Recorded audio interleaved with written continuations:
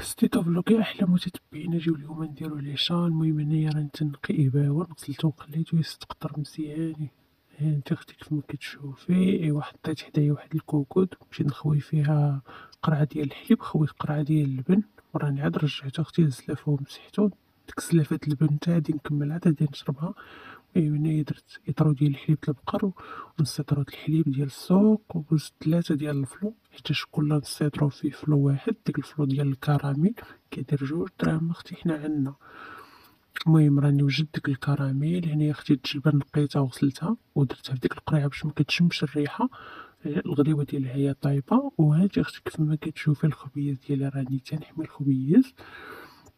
ولكن اختي كيعجبوك بحال هاد الروتينات متنسينيش تمشي جيم وتمشي لايك وفعلي الجرس باش يوصلك كل جديد.